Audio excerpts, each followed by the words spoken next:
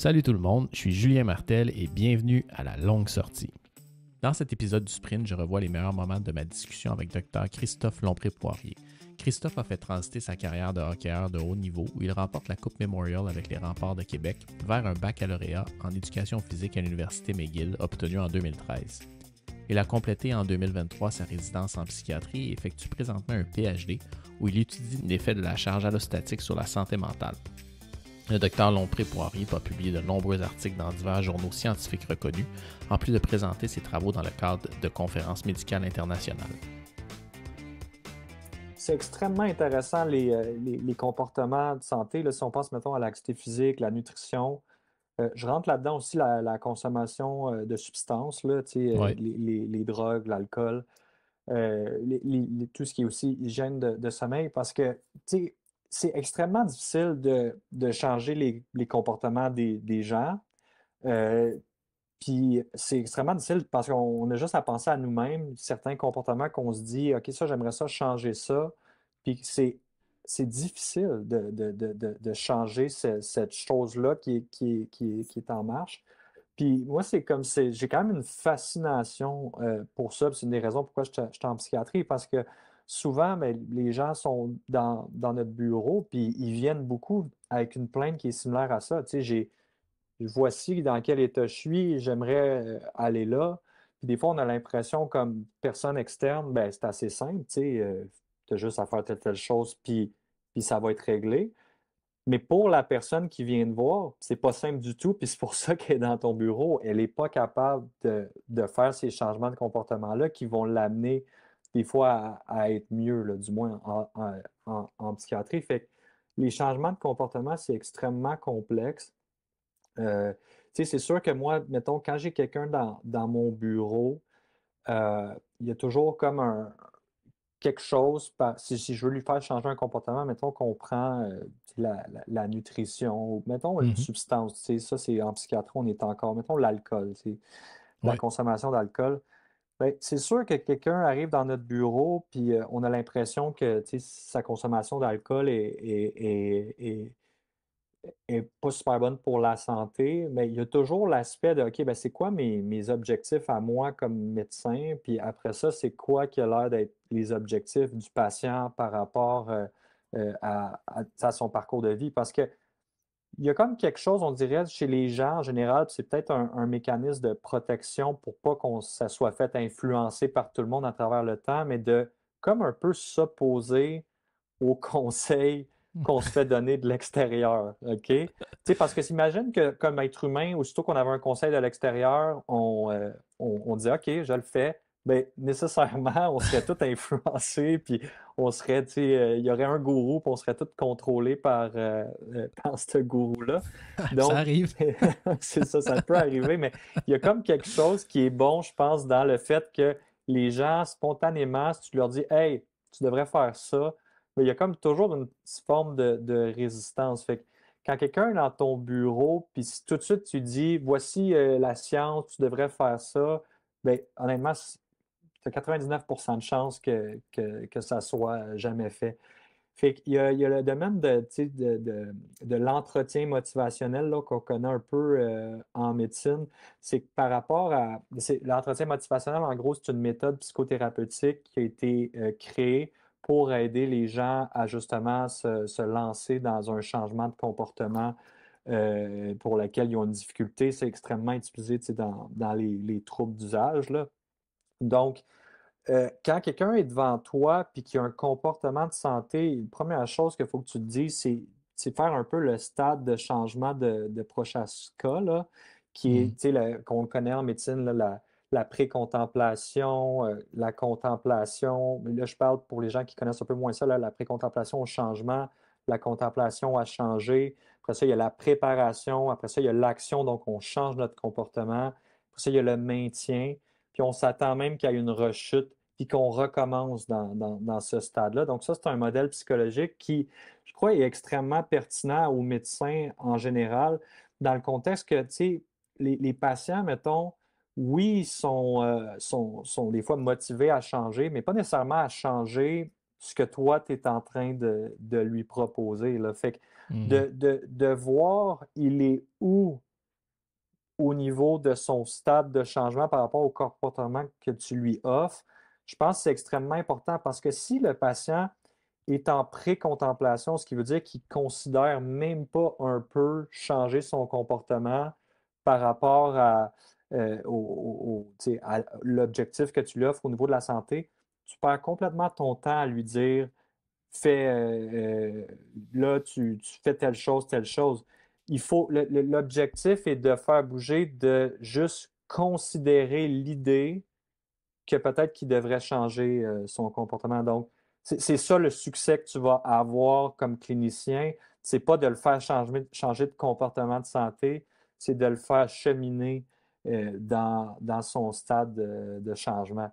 Puis, un des moyens pour le faire cheminer dans ce stade de changement-là, c'est l'utilisation de techniques de l'entretien motivationnel qui est en gros, là, tu sais, je n'irai pas dans toute la théorie, mais c'est que par rapport à chaque comportement de santé, en général, on va avoir une ambivalence par rapport à est-ce que oui ou non je change mon comportement.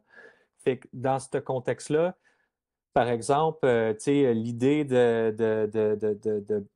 d'arrêter de boire complètement de l'alcool, ben, ça serait de voir ben, quels sont les aspects bénéfiques que l'alcool t'amène, puis quels sont les aspects négatifs. Ben, tu sais, le bénéfique, c'est quand je suis en situation sociale, je suis plus drôle, je suis plus relax, ça m'aide à me relaxer le soir, j'aime l'effet, tu sais, mes amis trouvent que je suis un gars de party, fait que de boire, ça continue à me garder dans cette boîte-là. Après ça, c'est quoi les aspects négatifs?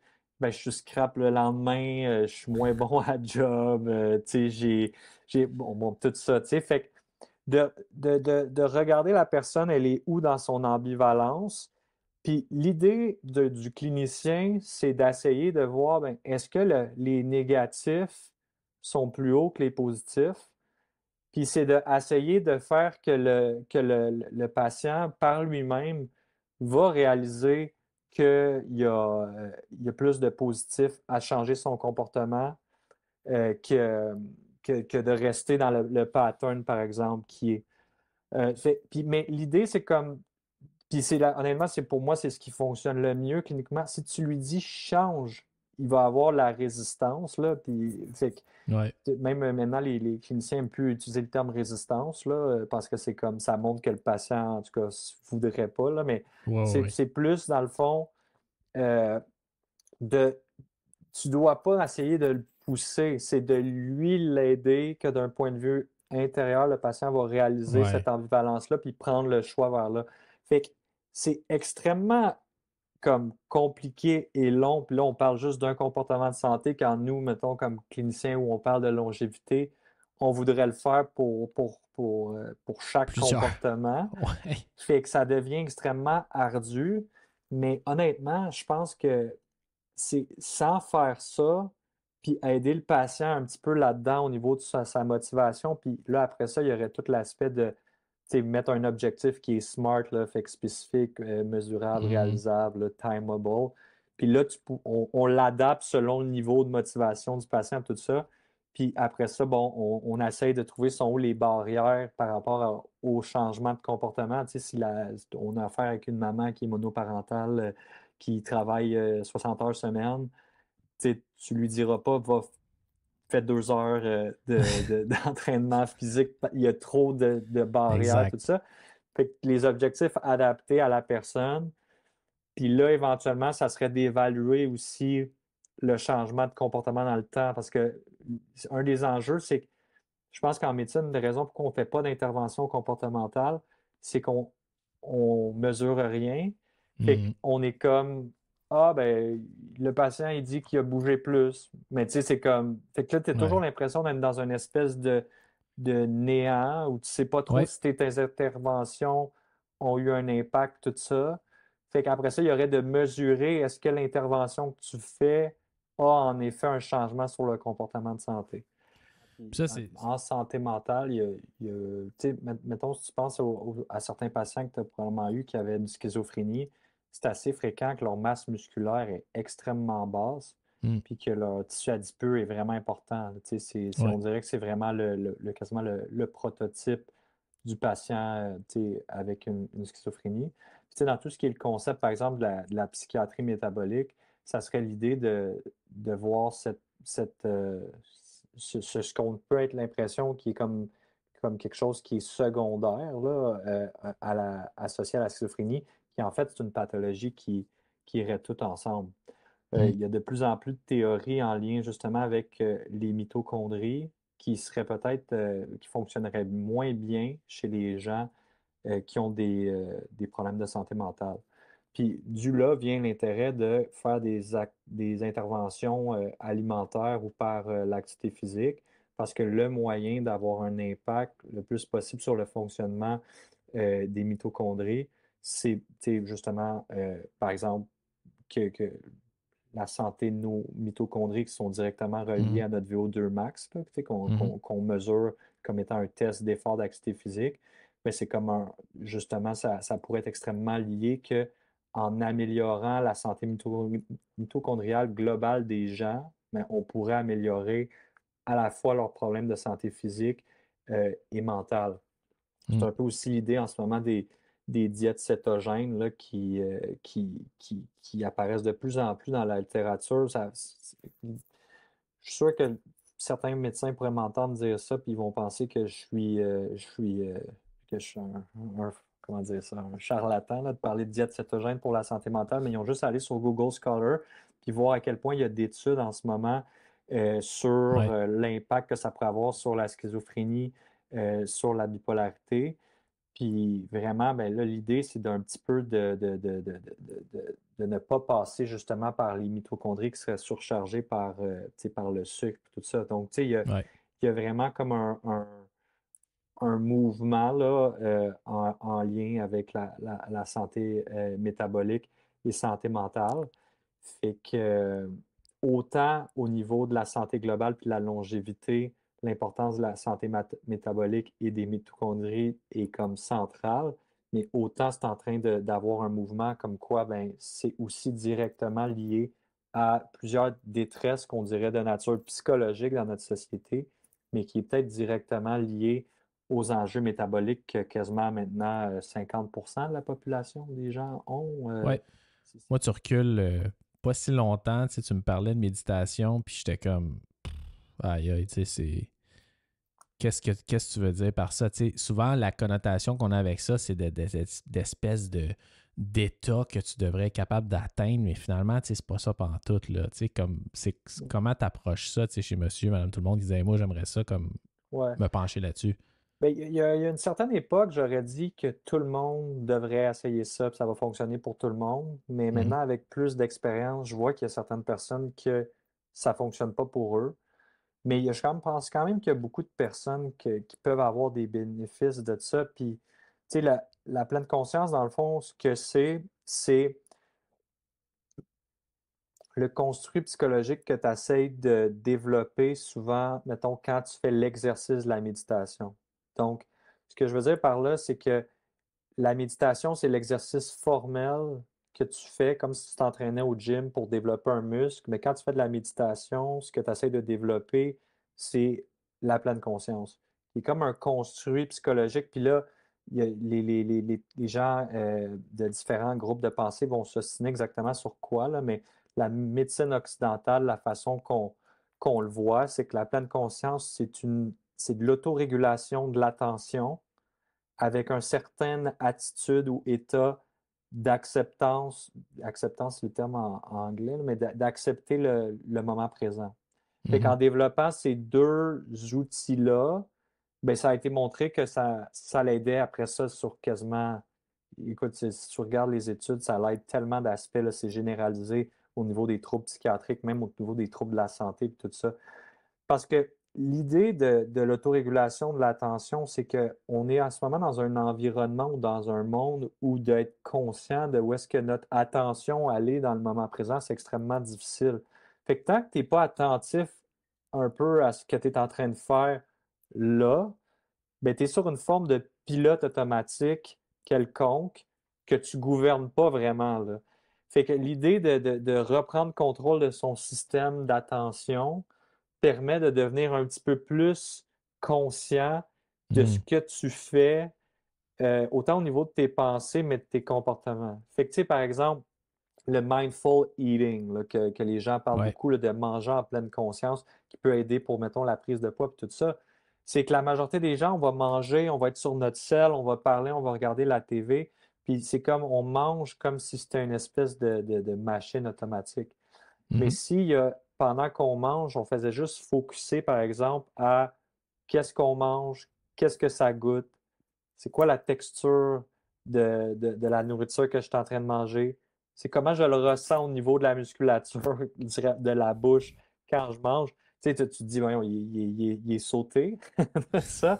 Mais, mais juste faire ça, OK, ça change complètement l'expérience de manger.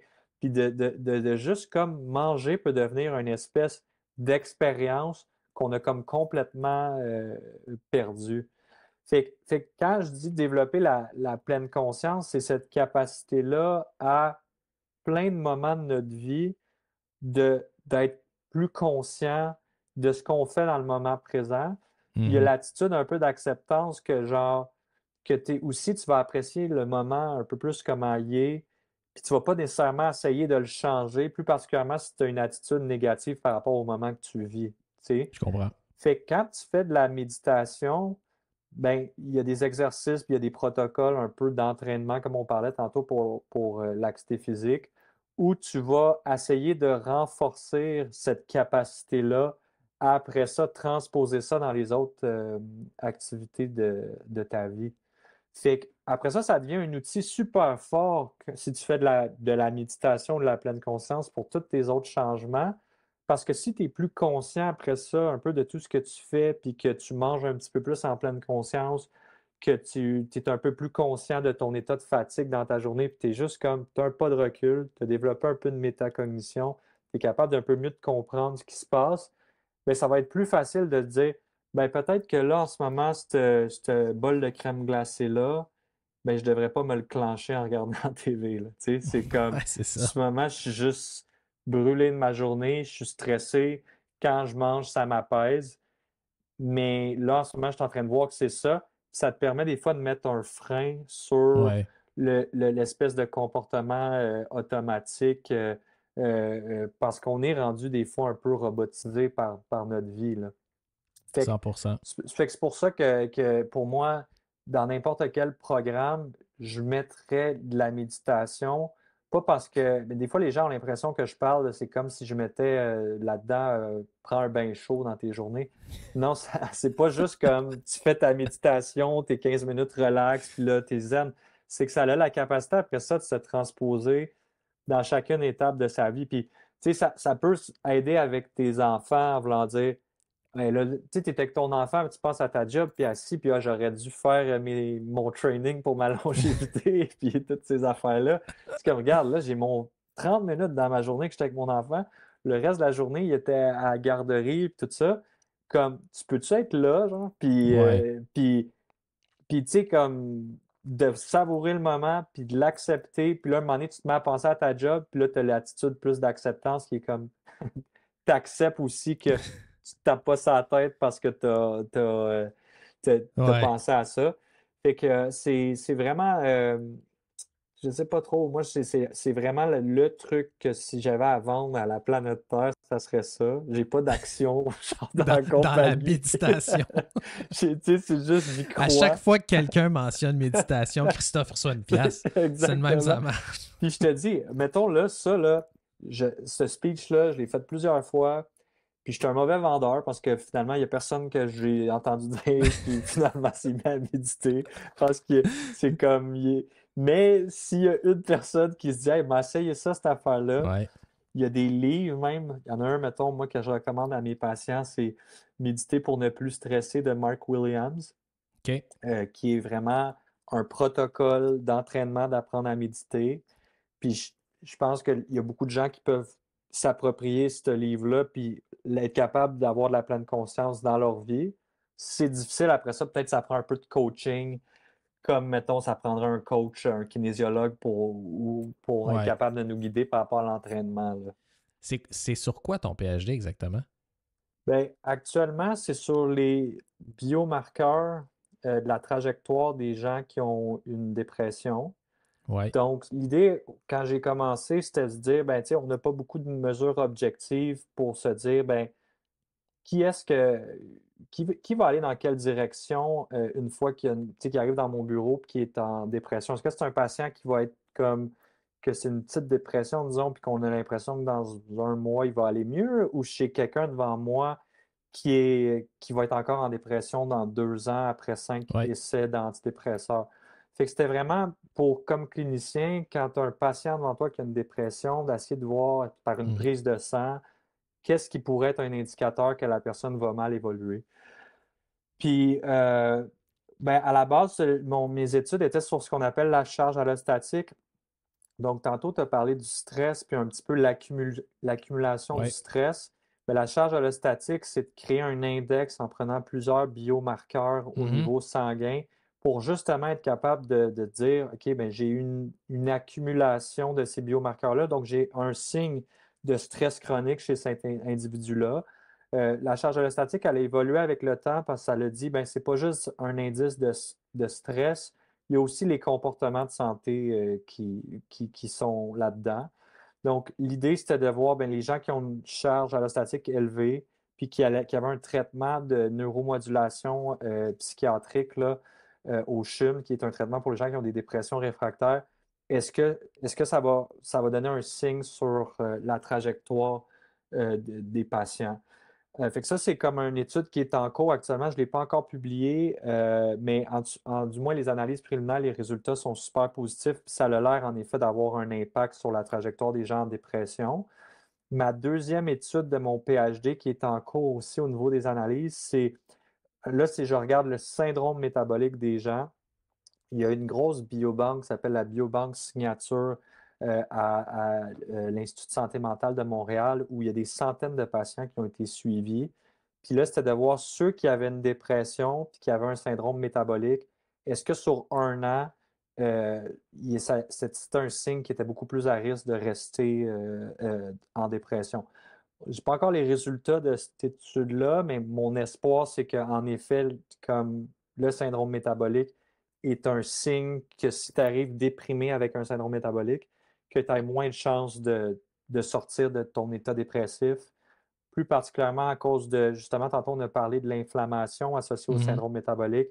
Il y a de plus en plus d'études qui montrent que la dépression est associée à des états inflammatoires Mhm. pancorporels, Ouais. syndrome métabolique, puis que tout ça va venir éventuellement nuire au niveau cérébral créer une forme de neuroinflammation, puis qui fait que les gens restent dans des états déprimés. Ouais. Puis, c'est comme un peu avec cette lignée-là au niveau de mes études.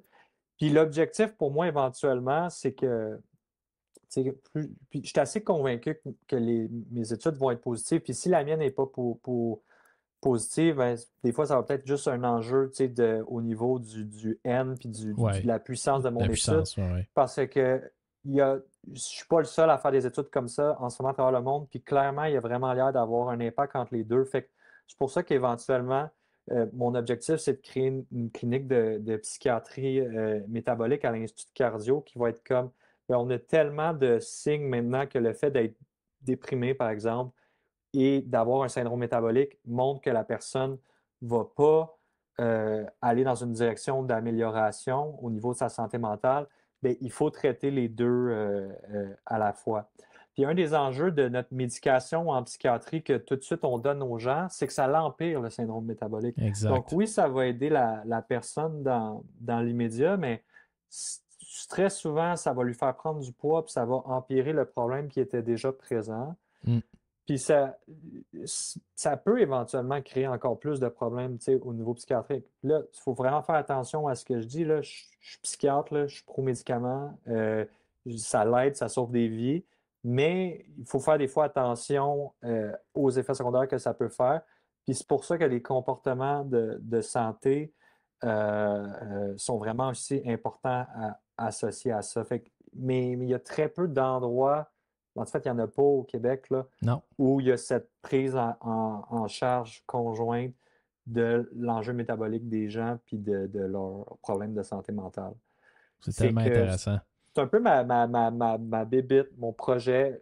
Quand je dis aux gens, je m'en vais à l'Institut de cardio, ils sont comme, hein, il n'y a pas de psychiatrie à l'Institut de cardio? Je suis comme, ben oui, je suis là. Parce que, tu sais, Dans ton département que personne ne voit, là, mais t'es là. En ce moment, je vois des patients qui ont des conditions cardiaques à l'Institut de cardiologie, mais il y a le centre EPIC, qui est le Centre de prévention cardiovasculaire à Montréal, qui a été créé par Dr Junot. Honnêtement, c'est une institution exceptionnelle. Puis eux sont beaucoup dans un volet réadaptation cardiovasculaire. Moi, je ferais juste me greffer à eux.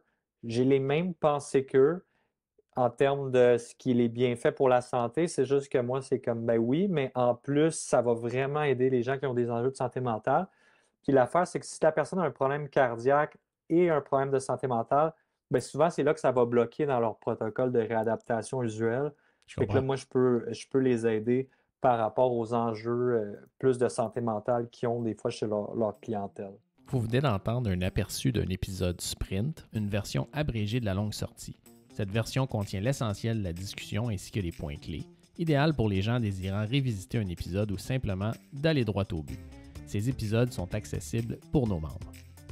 Tout le contenu du site web julienmd.com ainsi que le podcast est dédié à améliorer la qualité de vie des gens en fournissant du contenu scientifique, accessible et concret. Il est essentiel pour moi de fournir le tout sans dépendre de publicité ou placement de produits pour des raisons évidentes de conflit d'intérêts. Notre travail est entièrement possible grâce à nos membres. En retour, on leur offre du contenu exclusif et des avantages supplémentaires qui dépassent largement ce qui est disponible gratuitement. Pour nous supporter, allez au julienmd.com dans la section « Devenir membre » où vous trouverez aussi tous les avantages liés à l'adhésion. Vous pouvez me trouver sur Instagram et YouTube @JulienMartelMD. Le contenu fourni dans ce podcast est uniquement à des fins éducatives. Il n'est pas destiné à remplacer un avis médical professionnel, un diagnostic ou un traitement. Consultez toujours votre médecin ou un professionnel de la santé qualifié pour toute question concernant une condition médicale. Ne négligez jamais un avis médical professionnel ou ne tardez pas à le rechercher en raison de quelque chose que vous avez entendu durant un épisode. Aucune relation médecin-patient n'est établie en écoutant ce podcast. Les informations, points de vue et opinions exprimés pendant les épisodes sont ceux des individus impliqués et ne reflètent pas nécessairement les lignes directrices en place. Le contenu des épisodes ne doit être utilisé en aucune circonstance à des fins légales, y compris, mais sans s'y limiter, à l'établissement d'une norme de soins au sens légal ou comme base pour un témoignage d'expert. Aucune garantie n'est donnée quant à l'exactitude des déclarations ou d'opinions exprimées dans ce podcast.